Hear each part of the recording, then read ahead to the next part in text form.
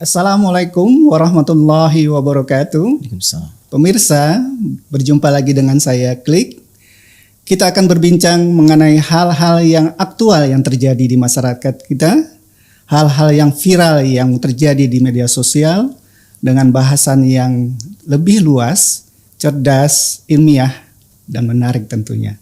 Bersama guru kita, Ustadz Adi Hidayat. Kita sapa dulu beliau. Assalamualaikum Ustaz. Waalaikumsalam warahmatullahi wabarakatuh. Sehat Ustaz?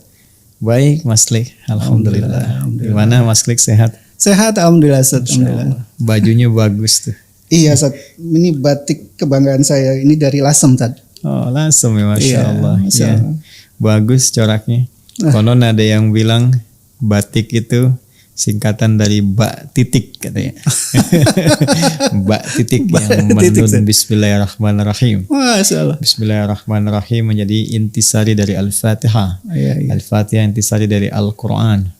Jadi mengenakan batik bukan sekedar menghadirkan kebanggaan akan satu di antara ragam budaya Negara Kesatuan Republik Indonesia, tapi juga membawa spirit ketakwaan dalam kehidupan. Waduh. Tapi itu bukan ilmu riwayat. Wah. Itu pendapat sebagian orang saja yang mengamati budaya. Jadi nampaknya itu ilmu tak-atik. Tapi tetap saya bangga dengan mendengar itu, saya bangga untuk memakai batik Ustaz. Alhamdulillah. Ya, pakaian itu kan sepanjang kita bisa menggunakannya untuk menutup aurat, meniatkan untuk ibadah, bersih, kemudian suci, cara mendapatkannya halal, dan memasuki kualifikasi yang dibenarkan secara syariat, tidak tampil dengan ria, bukan pakaian untuk sombong atau kualifikasi tertentu yang memang bukan pada penempatannya. Nah, itu sangat baik untuk digunakan. Masya Allah. Masya Allah. Ya, kita mau bahas apa ini? Kita akan membahas satu isu sebetulnya Ustaz. Karena ini saya anggap bisa betul bisa enggak. Karena kita akan membahas salah satu Ummul Mukminin pertama mungkin Ustaz. Sayyidah Khadijah. Ada pendapat bahwa beliau selama hidupnya tidak memeluk Islam Ustaz. Dengan argumentasi bahwa beliau ketika selama hidupnya atau sebelum menikah dengan Rasulullah SAW? Kalau saya tangkap itu selama hidupnya Ustaz. Karena ada pendapat bahwa ketika Rasulullah itu menerima wahyu pertama, beliau mendiskusikannya dengan Waraqah bin Nawfal yang pendeta Ustaz, mungkin Ustaz juga mungkin sudah tahu. Dan argumentasi kedua bahwa selama Sayyidah Khadijah hidup, Rasulullah tidak poligami Ustaz. Berarti kan ini sepanjang hidup beliau berarti. Iya. Ini gimana Ustaz pendapat Ustaz? Itu yang berpendapat demikian orang Islam atau bukan? Masya Allah. Setahu saya orang Islam Ustaz. Ya, itu kan mungkin referensinya berbeda. Kita bisa anggap begitu Ustaz. Ya, itu pertanyaan dasar. Makanya tadi saya tegaskan apakah yang dimaksudkan sebelum menikah dengan Rasulullah, kan? Ataukah ya tadi seperti Anda katakan kan yang berpendapat sepanjang hidup. Saya kira ini pernyataan yang tidak ilmiah ya. Tidak ilmiah, artinya tidak didukung oleh bukti-bukti ilmiah, pengetahuan yang memang disepakati, bisa dilacak dari segi sejarah juga, latar belakangnya bisa diketahui, bahkan para sejarawan juga menyampaikan informasi kepada kita. Hanya begini, saya ingin membagi topik perbincangan kita pada dua bagian yang utama. Yang pertama, pola mengajar seperti itu jika disampaikan misalnya oleh seseorang sebagai guru kapasitasnya, ustadz, label apapun yang melekat kepada dirinya, apakah kiai kah, buya kah, atau yang lain kah, gitu ya. Nah, itu memiliki peran juga untuk mentarbiyah. Tarbiyah itu bukan sekedar mentransfer informasi. Ya, kalau cuma transfer informasi, ta'lim namanya. Tapi juga harus menghadirkan perawatan terhadap informasi yang disampaikan. Memastikan kebenaran akan informasi yang disampaikan sehingga diterima dengan baik oleh murid, tidak salah mengambil kesimpulan, ya, juga menjelaskan dengan seutuhnya sehingga bisa ditangkap menjadi pengetahuan yang kemudian dengan itu jadi pedoman untuk mengamalkan, bertindak, bersikap, berperilaku. Dasarnya kan begitu ilmu itu. dari data jadi informasi, jadi pengetahuan, jadi bimbingan untuk berperilaku, jadi pedoman untuk berkehidupan gitu. Nah, jadi guru juga, kenapa di Arab itu juga ada istilah dengan nama murabbi gitu kan? Ada ustadz kan, kemudian juga ada murabbi, karena ada di situ kesan tarbiyah, bukan hanya ada kesan taklim. Makanya di jurusan pendidikan itu kan ada di sekolah-sekolah atau kampus-kampus Islam itu jurusan fakultas tarbiyah wa ta'lim, kan? Nah, tarbiyah itu memberikan kesan pendampingan, bukan hanya transfer informasi. Nah, jadi kalau kita hanya menghadirkan satu bentuk silogisme yang kita sendiri meragukan kesimpulannya, ya kan? Bahkan tidak memberikan satu kepastian dari kesimpulan itu dan menyerahkan kepada anak didik atau objek pengajaran, ya kan? Bahkan kita tidak bertanggung jawab dengan apa yang disimpulkan. Nah, itu dipertanyakan. Betul. Ya, untuk sekedar menjadi pengajar pun dipertanyakan gitu.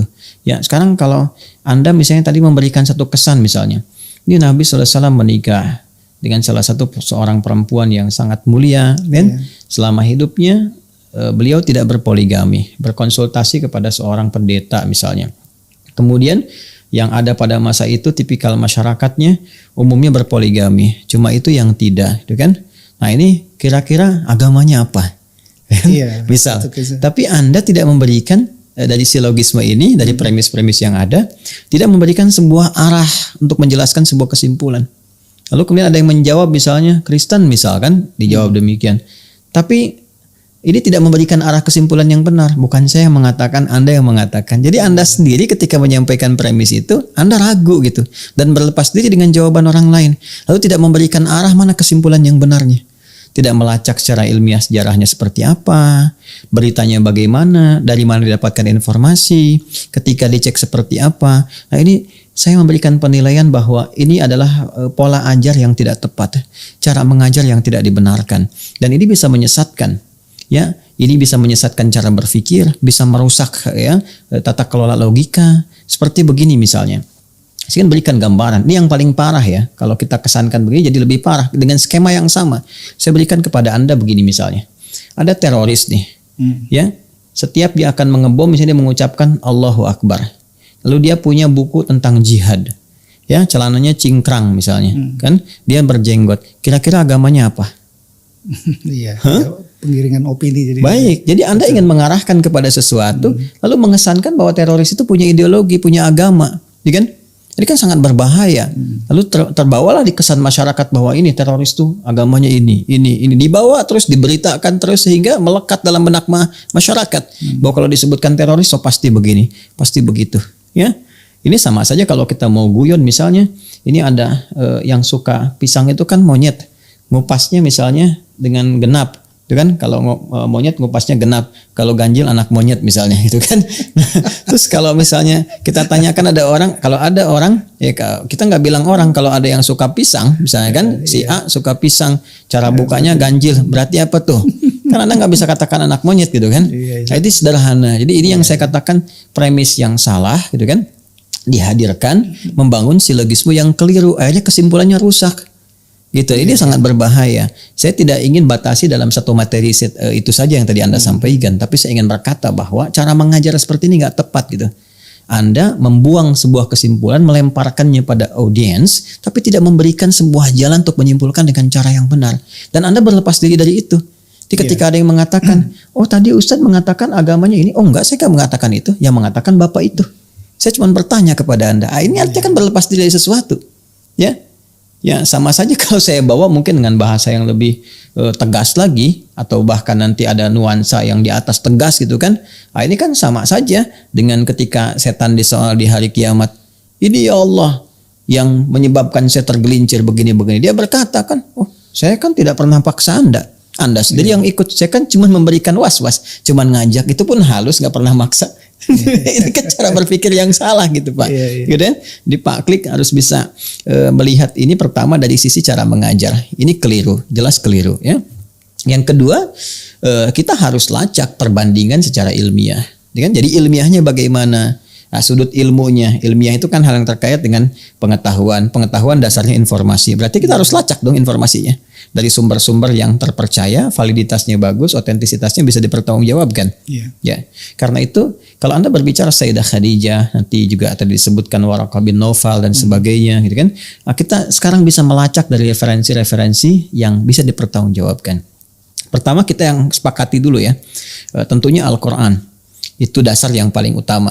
Ya, kita sepakat, bahkan Al-Quran pun men-challenge siapapun yang meragukan otentisitas Al-Quran sebagai firman Allah, silahkan sejak dulu. Sejak itu diturunkan, sejak muncul tuduhan bahwa itu adalah kreasi Nabi, produk Nabi, ya, hasil daripada syair dan sebagainya, itu di-challenge oleh Al-Quran dan tidak ada satupun yang mampu mendatangkan seperti Al-Quran. Sehingga semua yang merasakan kelemahan untuk bisa menantang menghadirkan seperti Al-Quran dan pada akhirnya puncaknya mengakui kebenaran Al-Quran.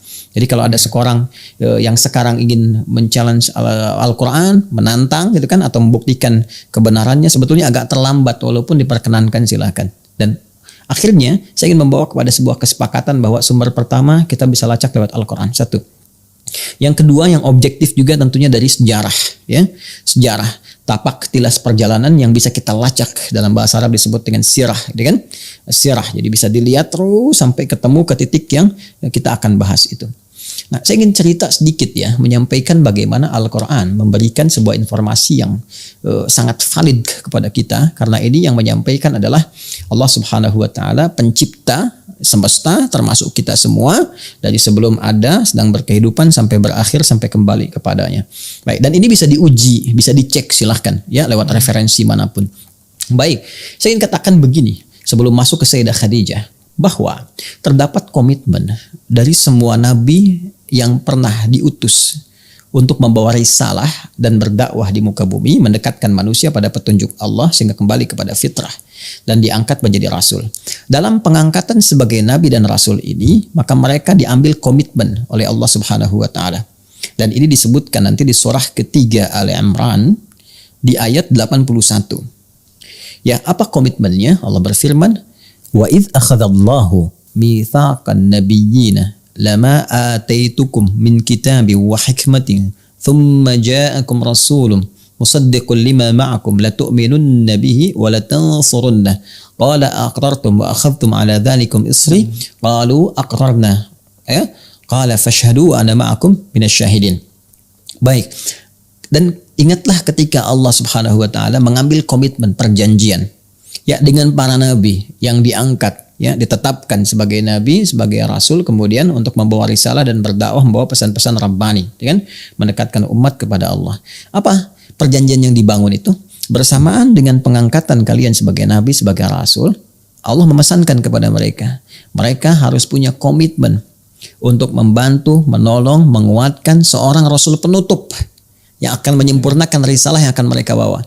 Kalau masa mereka bersamaan dengan Rasul itu sedang berdakwah, bersamaan Rasul terakhir penutup ini tiba, maka harus semua punya komitmen untuk membantu Rasul itu, menguatkan risalahnya, karena dia akan membawa risalah yang menyempurnakan Rasul-Rasul sebelumnya.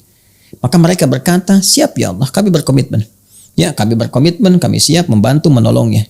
Qala fashhadu ana ma'akum minasyahidin. Maka saksikan, kata Allah, kepada semua nabi rasul yang dilantik, diangkat jadi nabi dan rasul. Aku bersaksi bersama persaksian kalian semua.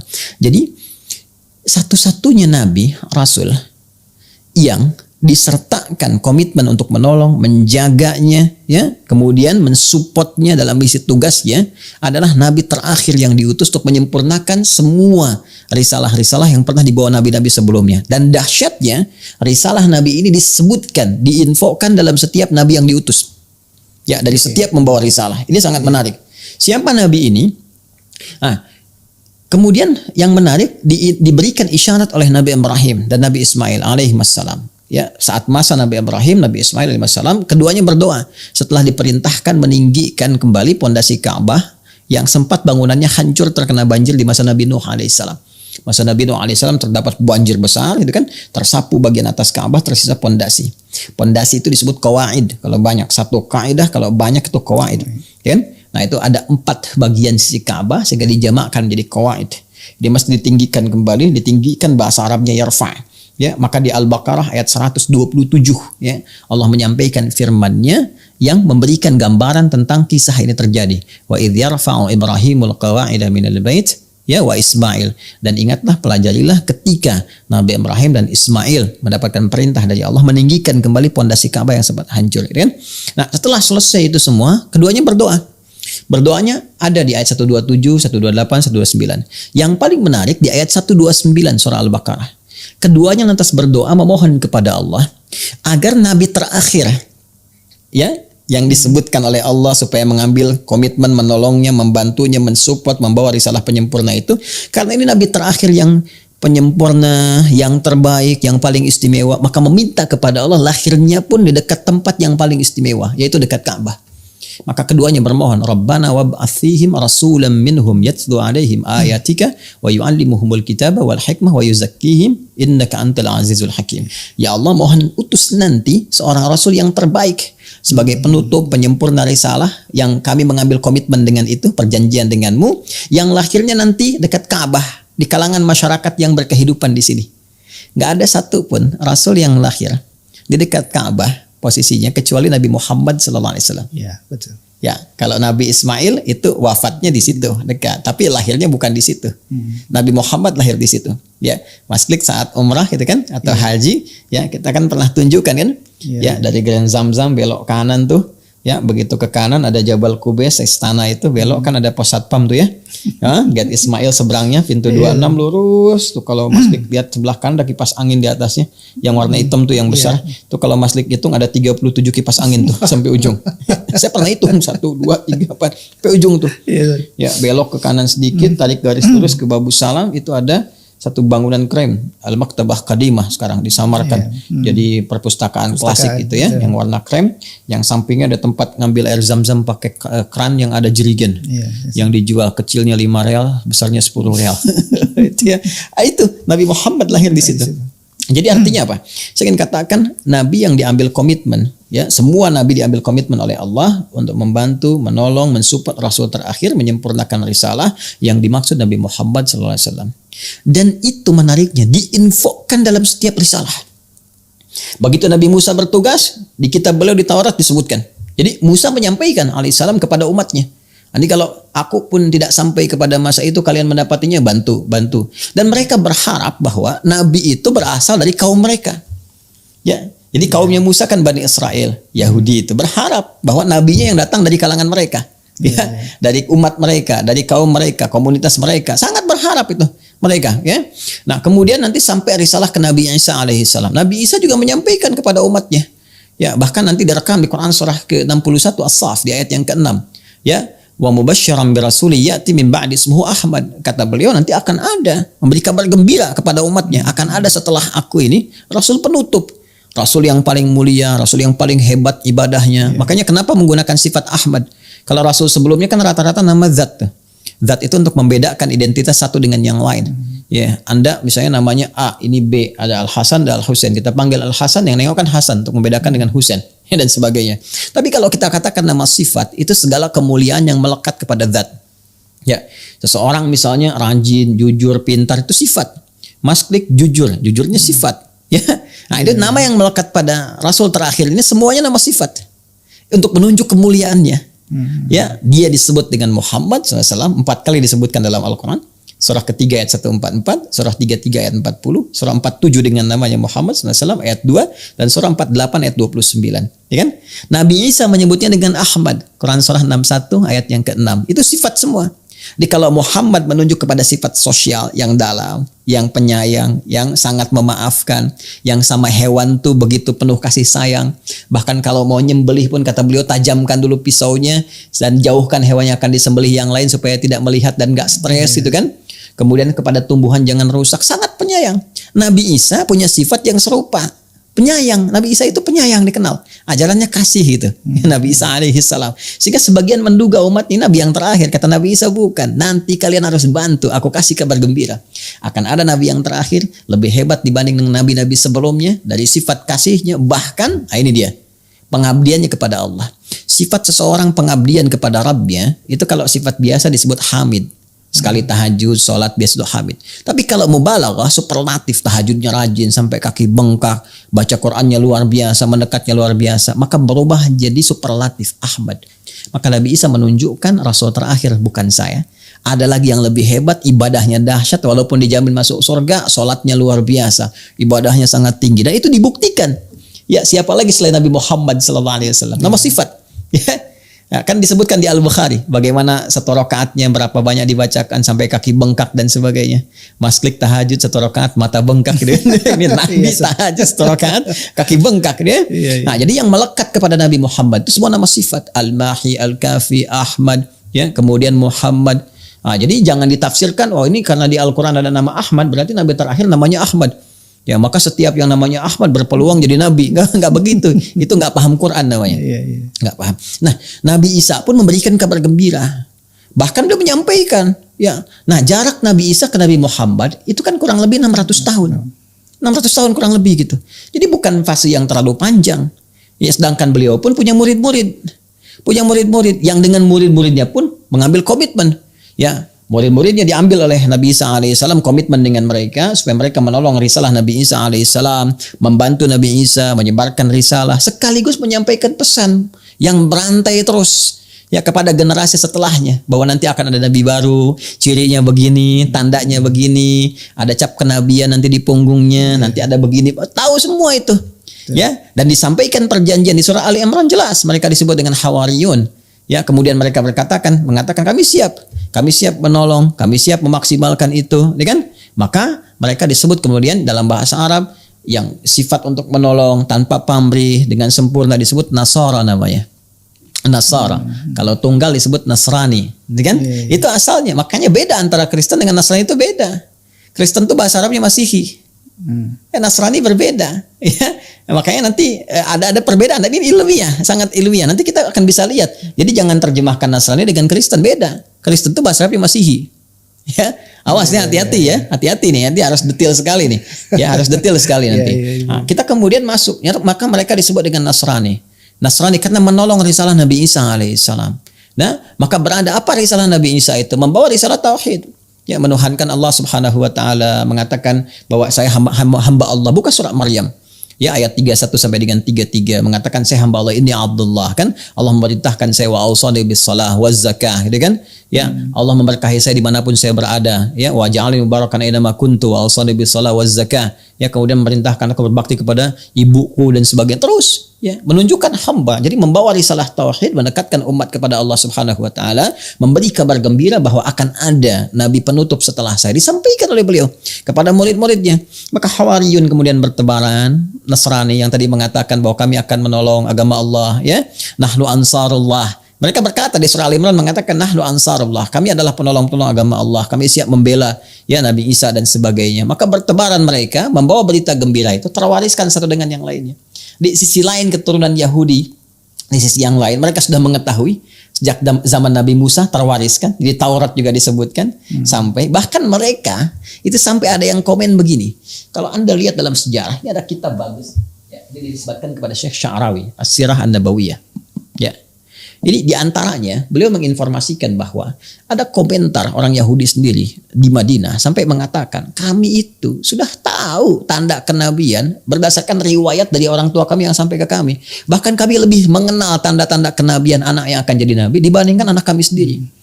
Dan kalimat itu kemudian ditegaskan dengan turunnya Al-Baqarah ayat 146. Quran surah kedua ayat 146. Alladzina atainahumul kitaba ya'rifunahu kama ya'rifuna abna'ahum wa inna fariqan minhum la yaktumunal haqqa wa hum ya'lamun. Ya. Ya, dan sungguh orang-orang itu, mereka itu orang-orang Yahudi pada masa itu mengetahui tanda kenabian. Bahkan seperti mereka mengenal anak mereka sendiri. Ya, di komen sekitar orang-orang Yahudi pada saat itu mereka mengetahuinya. Bahkan mereka mengatakan kami lebih kenal tanda kenabian bahkan melebihi anak-anak kami. Ya, kalau Anda baca sirah ini panjang sekali tapi pembukanya sangat menarik untuk kita ulas. Ya, maka apa yang terjadi? Maka para ruhban, rahib-rahib, kan? Kemudian pendeta-pendeta yang kita sebut pendeta ya dalam masa itu gitu dari kalangan Nasrani, ini yang disebut dengan agama Hanif. Hanif artinya lurus, tegak lurus mengikuti apa yang dibawa oleh ajaran Nabi Isa alaihissalam. Adapun konsepsi yang lain bergeser, nanti ada yang menuhankan Nabi Isa, kemudian kan ada sekte-sekte tertentunya ya, apa yang disebutnya dengan Kristen, Masihi dan sebagainya. Itu persoalan lain ya. Kita tidak masuk kepada ranah itu kecuali nanti kalau ada sesi lain untuk berargumentasi.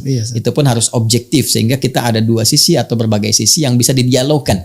Ya, tapi saya ingin masuk kepada konsepsi Nasrani yang tadi saya sampaikan, bukan Masihi. Ya, jadi ini menerima risalah dari Nabi Isa, disebarkan terus. Sebagian mereka nanti ada yang menjadi tokoh-tokohnya. Ya, siapa di antara mereka? Ya, di antara mereka nanti ada namanya Bukhaira. Ya, Bukhaira mungkin pernah dengar ya. Yes, Bukhaira itu dia punya tempat satu ibadahnya tertentu di daerah Syria kalau sekarang.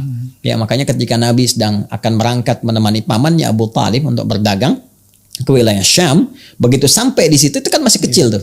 Ya, masih kecil. Sampai di situ beliau melihat karena itu menantikan betul.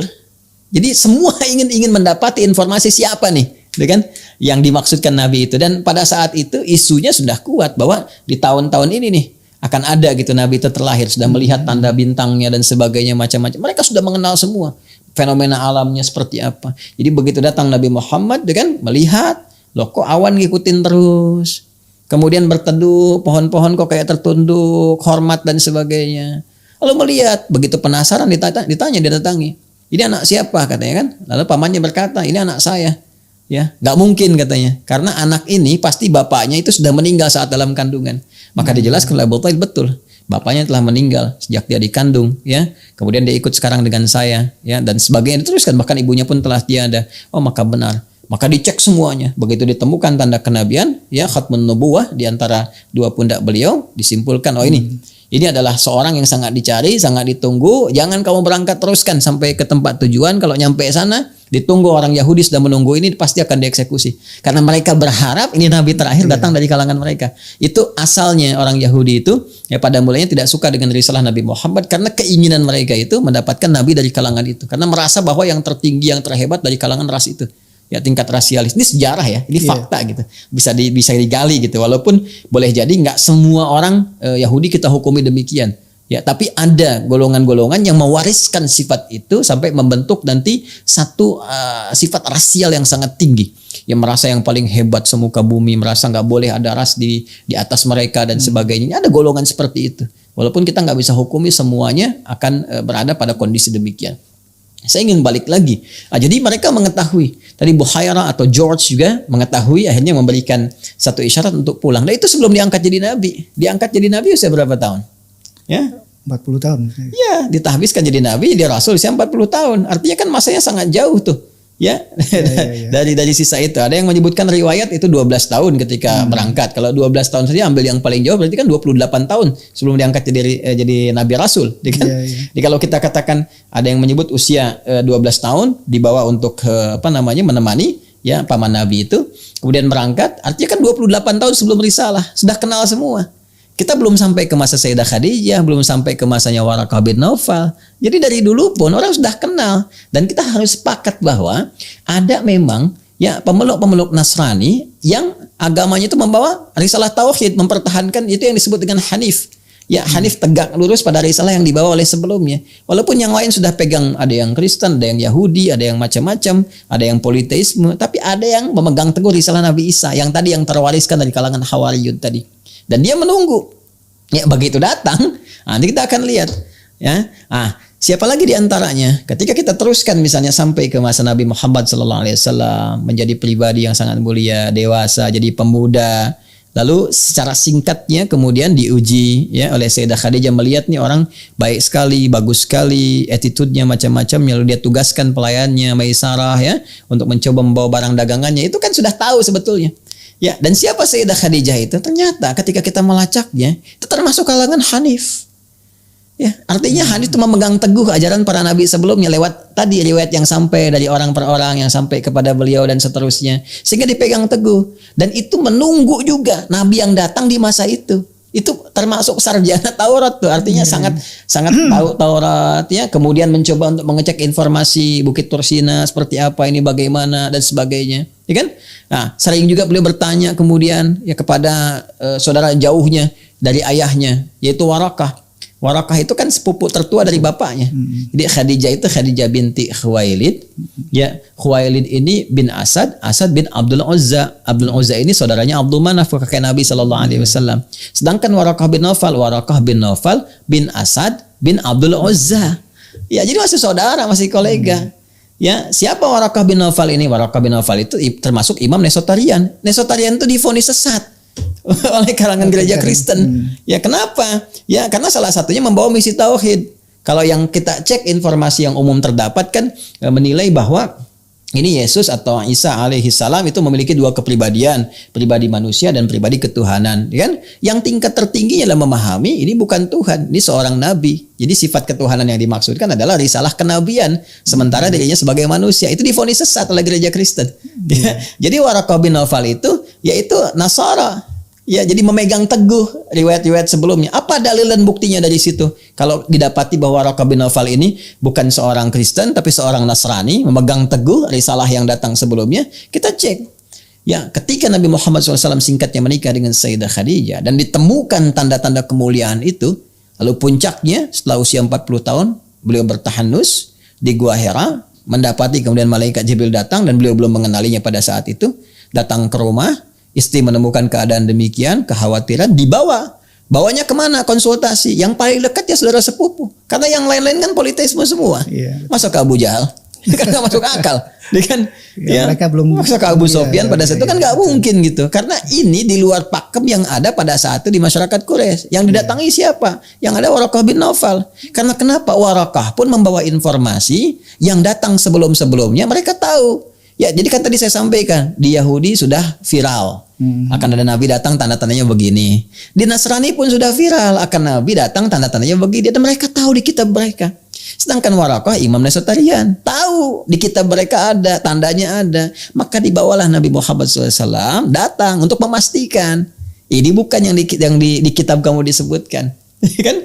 Ya, sementara dari sejak usia 12 tahun tadi Nabi Muhammad SAW sudah diketahui oleh Buhairah. Buhairah sudah tahu lebih awal, kan?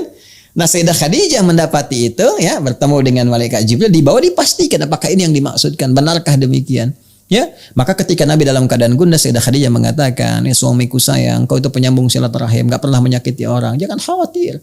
Kalau dalam bahasa kita, aku selalu bersamamu dalam suka dan duka. Ya, mari kita tanyakan ini, ya, kepada saudaranya. Makanya disebutnya kan Ibn Akhi gitu kan, datang ke Nabi Muhammad dikenalkannya, datang kepada Waraqah yang sudah sepuh pada saat itu, disampaikan. Beliau mengalami begini, bercerita. Ya, disampaikan Nabi Muhammad mengatakan saya mengalami begini. Lalu disimpulkan itu namus. Namus itu nama lain dari malaikat Jibril. Dalam riwayat pada saat itu. Itulah namus yang datang kepada Musa. Itu malaikat Jibril. Ya, kamu diinfokan akan datang begini. Dan semua tanda melekat kepada dirimu. Maka disampaikanlah berita yang sampai yang viral. Dari sejak Nabi Musa, bahkan Nabi Ibrahim sebelumnya. Ke Nabi Isa menyampaikan. Terus dicatat sampai ke mereka itu. Disampaikanlah akan tiba saatnya kamu menjadi Nabi, Rasul. Dan tiba saatnya kemudian nanti kamu akan dikeluarkan oleh kaummu. Itu sangat viral. Bisa dilacak di semua kitab. Di saya bawa 2 kitab menunjukkan. Kalau saya mau buka, ya, jadi kita bisa cek di sejarah. Waraqah bin Naufal mengatakan kau akan dikeluarkan oleh kaummu, kau akan diusir. Sampai Nabi Muhammad memverifikasi, apakah benar aku akan diusir? Ya, kata Waraqah bin Naufal itu akan terjadi karena disebutkan riwayatnya. Ya, engkau akan diusir, tapi aku bermohon pada Allah, kalau masa aku diperkenankan dan sampai di masa itu aku akan menolongmu. Karena tadi ada perjanjian sebelumnya, ya kan? Yes. Maka di sini sudah gugur statement yang mengatakan bahwa Waraqah bin Naufal itu seorang Kristen itu pun sudah salah. Beliau Nasrani. Dan Nasraninya Hanif, memegang teguh risalah Nabi Isa dan masuk Islam pada saat itu. Artinya mengambil risalah Nabi Muhammad, menyempurnakan keadaan dirinya, selesai. Ya, kemudian Sayyidah Khadijah bagaimana? Sayyidah Khadijah jelas perempuan pertama yang masuk Islam. Ya, setelah mendengar semuanya itu yakin beriman pada Rasulullah SAW, membantu dakwahnya, mensupport luar biasa, mendampingi dalam setiap suka dan dukanya, jelas sekali. Ya. Nah, jadi pertama yang memberikan sebuah kesan, walaupun yang bersangkutan tidak mengatakan langsung karena nggak berani, karena yang bersangkutan pun nggak punya informasinya. Ya, ada takut nih, ini kan aneh nih, masa pengajar nggak menjelaskan dengan terang gitu kan? Nah, sekarang kita balik nih, ya, kalau ada seseorang, ya kan cara berpikirnya dibalik. Seseorang mendukung dakwah suaminya, membawa dan menyatakan beriman kepada risalah suaminya, mensupportnya, mendukungnya, mengikutinya dan sebagainya. Kira-kira agamanya apa tuh? Kita kan? Ya, harusnya kan demikian. Harusnya kan sampai pada kesimpulan ketika Waraqahnya itu beriman dan sebagainya dan terus ketika apa tuh kira-kira? Ya kan? Nah, terus gampang sekali dipatahkan itu. Ya, kalau sebagai seorang misalnya Kristen pada saat itu coba lihat cara menikahnya bagaimana. Pernah nggak terlihat misalnya datang ke gereja pada saat itu? Gerejanya di mana? Sayyidah Khadijah kalau mau disimpulkan ke sana, tapi kan nggak berani nyimpulkan juga yang bersangkutan. Artinya apa? Nggak punya informasi. Seharusnya kalau seperti itu ya jangan terlalu nekat lah gitu. Ya, kan pintar itu anugerah tapi bodoh itu pilihan. Yang repot kan kalau sudah bodoh nekat gitu jadi masalah. Jadi bisa membingungkan banyak orang gitu. Nah sekarang kalau begini, karena nggak poligami, apakah langsung harus disimpulkan itu Kristen misalnya? Tidak, Kan tidak juga. bisa jadi itu karena perasaan, rasa cinta yang perasaan, mendalam. boleh jadi di situ juga ada tugas kan yang sudah tercover. Ya, dan kita bisa bicara topik yang lebih spesifik tentang poligami. Ya, Viral karena kayak disangkanya gitu. selalu kan ke Islam. Padahal Iya, Islam itu betul, bukan memperkenalkan. Iya. Ya, Islam itu meluruskan persepsi poligami yang keliru. Lantas memberikan batas. Ya karena di kitab-kitab sebelumnya pun sudah ada. Nabi Sulaiman itu berapa istrinya? Disebutkan di perjanjian lama itu. Berapa? Ya kan? Iya, iya. Kemudian Nabi Daud juga poligami dan sebagainya. Banyak itu yang berpoligami. Ya itu terbawa pada kebiasaan kultur masyarakat sehingga mohon maaf tidak punya batasan. Ya termasuk sampai ke jahiliyah. Seenaknya aja bahkan bisa tukeran istri begini-begini. Islam datang untuk meluruskan, membatasi. Kalaupun terjadi begini harus sifatnya, begini aturannya. Kalau tidak mampu seperti itu bertahan dengan satu istri. Dengan begini caranya, sebagainya begini. Itu salah yang sangat indah. Dibandingkan kamu harus berzina, ya saya tidak akan menggunakan istilah jajan, ini tidak. Kalau bandingkan kamu berzina, mengotori diri sendiri, mencemari keturunan dan sebagainya, diatur oleh Islam. Jadi Islam datang bukan memperkenalkan poligami, tapi Islam datang untuk menerangkan, membatasi dan meluruskan kebiasaan yang keliru dan membawa kepada tata kelola kehidupan rumah tangga yang benar. Itu asalnya. Nah, Nabi mendapati dengan Sayyidah Khadijah itu kesempurnaan rumah tangga itu. Tugas-tugas Nabi kan di fase Mekah itu terbatas. Ya belum muncul salah syariat keumatan yang luas. Itu belum ada tata kelola kehidupan, kebangsaan, kenegaraan, hubungan diplomatik itu belum ada. Di fase Mekah itu risalah tauhid, baru fase awal. Dakwahnya terbatas, kalangan orang tertentu. Yang ada kurang lebih 40 orang dikenal dengan as-sabiqunal awwalun. Tantangan tinggi, dakwah baru dimulai, mana sempat Nabi kepikiran poligami. Sedangkan semua tugas-tugas yang ada itu Masya Allah tersempurnakan, tercukupkan dengan sosok Sayyidah Khadijah. Butuh harta sudah ada, disiapkan. Bahkan oleh Allah kan disiapkan sebelumnya dengan keadaan Sayyidah Khadijah. Menikah dengan A, menikah dengan B, harta bertambah. Ternyata kan salah satu hikmahnya support Nabi Muhammad. Ya, rahmahnya sangat dalam. Nabi di luar ada masalah pulang ke rumah jadi tersenyum. Kebahagiaannya tinggi. Suka dan duka hadir. Semua sosok dari kebutuhan Nabi itu sempurna dilengkapi oleh Sayyidah Khadijah dengan sosok kemanusiaannya. Tersupport. Jadi nggak ada satu kesempatan untuk terfikir untuk poligami, untuk yang karena semua tugas rumah tangga itu tercukupi. Baik. Satu itu. Yang kedua, kesibukan Nabi untuk berdakwah di jejak awal sebagai Rasul, fase kerasulan pertama itu, ya tidak memberikan sebuah kesan untuk terfikir ke poligami atau yang lainnya. Ya, jadi jangan cepat kita simpulkan kalau nggak poligami berarti Kristen. Wah, itu kesimpulan dari mana tuh? Ya. Hah? Iya, San. Sekarang kalau ada bergaul, saya punya kawan nih, saya olahraga punya kawan, tuh kan? Terus kawan saya punya kawan, ada yang Kristen, ada yang Hindu, ada yang Buddha, ya. Kalau dia kemudian datang kepada saya konsultasinya kepada seorang ustadz, saya ustadz nih, apakah Anda mau katakan kira-kira agama dia apa? Iya, iya. Karena nggak bisa langsung katakan dia seorang Muslim, tidak kan? Harus kita cek dulu. Ya sama juga dengan ketika seseorang tidak poligami bukan berarti dia Kristen. Ya karena di Islam pun ajaran poligami ada monogami juga ada. Ya kan kalau dia monogami jangan Anda katakan dia Kristen. Di Islam monogami ada ketentuannya. Kalaupun Anda mau poligami ketentuannya begini. Jangan sembarangan berzina, jangan mengkhianati istri. Ini poligami enggak, monogami tapi pasangan di luar itu banyak sampai 7, 8, 9, 10 sebab itu kan sesuatu yang tercela gitu ya. Jadi kalau Anda mau katakan monogami di Islam ada konsepsinya. Monogami seperti ini. Ya, kalaupun Anda misalnya ada satu tugas, ada kebutuhan dan macam-macam, tapi begini syaratnya, aturan ketatnya begini, ini ya begini dan sebagainya. Di Islam datang memberikan aturan-aturan sehingga sempurna tata kelola kehidupan. Jadi silogisme yang dibangun dengan premis-premis ini nggak monogami, ini nggak poligami, kehidupannya itu monogami, terus konsultasinya kepada pendetanya Kristen, tapi nggak dijelaskan nih orang siapa, apakah benar Kristen atau Nasrani, nggak poligaminya karena kenapa dan sebagainya. Langsung dibuat semacam citra umum sehingga memberikan sebuah kesan langsung kesimpulan begini. Ini kan sesuatu yang salah. Silogisme yang keliru, tata cara berpikir yang salah, tidak memberikan kesimpulan dan nggak berani menyimpulkan. Menurut Anda bagaimana? Iya.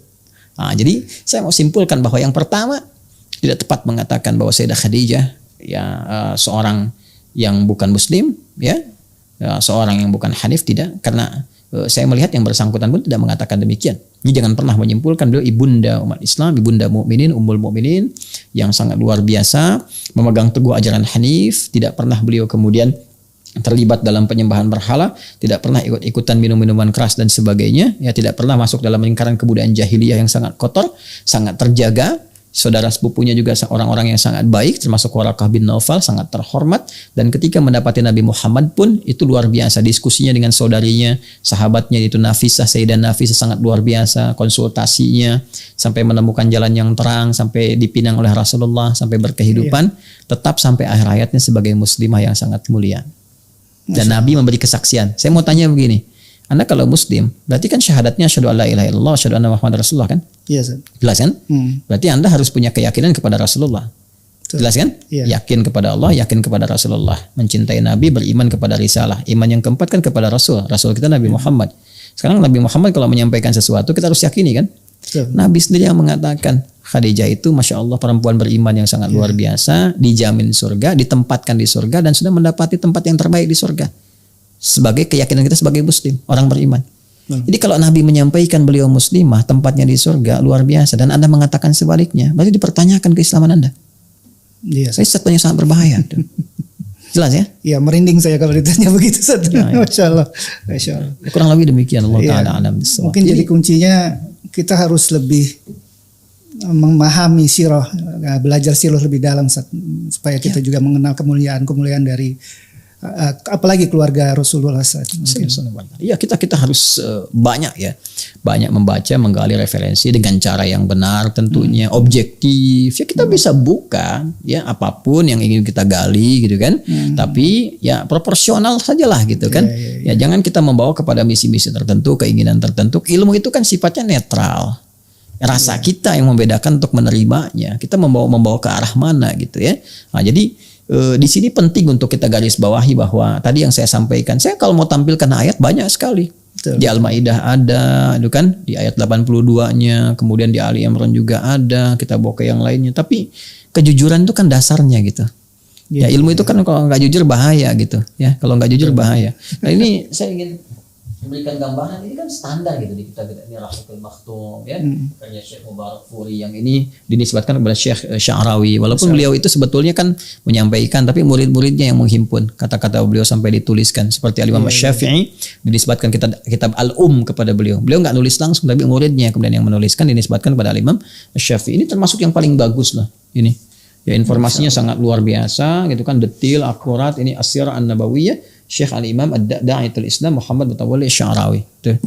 Ya, saya dapat tipoli dulu. Ngelihat kitabnya langsung Iya, saya udah baca ini tentang Sayyidah Khadijah, tentang Waraqah bin Naufal itu siapa, ininya kemana dan sebagainya. Bahkan kalau Anda klik Google saja, Google kan netral. Google netral. Coba deh klik Waraqah bin Naufal. Itu imamnya Imam Nestorian. Nestorian itu siapa? Dari abad kelima Nestorius itu siapa? Kemudian pahamnya bagaimana dan sebagainya. Sampai dicap sesat gitu kan. Sama konsili sekian gitu kan disebutkan di dalamnya. Jadi saya ingin kita terbuka, dan Islam tuh indah gitu. Setelah faktanya terbuka pun Islam tidak mengatakan wajib masuk Islam, tidak. Ya, Islam mengatakan la ikraha fiddin, tidak ada paksaan untuk memeluk Islam. Lakum dinukum waliyadin, apa yang Anda yakini silahkan, yang kami yakini kita saling menghormati, masing-masing membawa konsekuensi ketika berpulang kepada Rabbnya. Sangat objektif kan? Iya, betul. Nah, jadi saya kira demikianlah. Jadi pesan saya yang ingin saya sampaikan yang pertama pada para pengajar juga, jujurlah gitu. Jujur, kemudian berhati-hati menyampaikan statement. Ada kalanya masalah-masalah yang memang seharusnya dibahas hanya cukup di lingkungan para cendekiawan atau ustadz atau tokoh-tokoh yang awam, itu mungkin nggak sampai untuk membahas itu nggak usah dibuka ke awam. Kalau mau dibuka ke awam pun yang jujur, yang terbuka. Kayak yang seperti masalah ini sebetulnya telat sih dibahas sekarang itu. Udah dari lama. Ya 6 tahun yang lalu saya perhatikan juga ada yang menyoal ya, kemudian sebelumnya juga ada yang menampilkan ya wacana-wacana demikian. Sebetulnya kalau ada yang sekarang menyampaikan hal yang seperti tadi, tapi nggak punya keberanian untuk menyampaikan, itu terlambat sebetulnya. Terlambat beberapa tahun ke belakang sudah didahului. Dan itu sudah tuntas. Jadi apa yang Anda sampaikan Mas, sebetulnya sudah dijawab lama. Sudah tuntas masalah ini. Jadi kalau ada yang buka lagi sekarang, telat. Nah mudah-mudahan acara ini pun nggak telat itu. Nggak telat, Ustaz, ya. Saya kira itu Mas Klik ya. Ya. Allahu a'lam bishawab. Jadi pesan saya kepada setiap ustadz ya kita ataupun pengajar atau siapapun jujur dengan informasi itu, objektif, ya kan? Kemudian juga mesti menyampaikan secara terang informasi yang ada, lalu relativisme itu dikurangin lah. Kalau ada kebenaran mutlak itu disampaikan, jangan semua serba relatif. Jadi kalau ada yang ngajar relatif itu udah nggak usah diikutin, tinggalin aja majelisnya. Karena apa yang dia sampaikan itu relatif juga. Ya, jadi kita bisa katakan ustadz relatif nih. Ya, jadi saya kira itu masyarakat makin cerdas, semoga iman kita dikuatkan dan bersyukurnya kepada Allah. Ya, sisi lain selalu ada hikmah. Jadi dengan ada yang seperti ini, betul, alhamdulillah kita bisa belajar lebih jauh, bisa mengenal, bisa mendalami dan menguatkan keimanan kita pada Allah Subhanahu wa taala. Masya Allah. Terima kasih Ustaz bincang-bincangnya. Pemirsa, demikian bincang-bincang kita dengan guru kita Ustadz Adi Hidayat.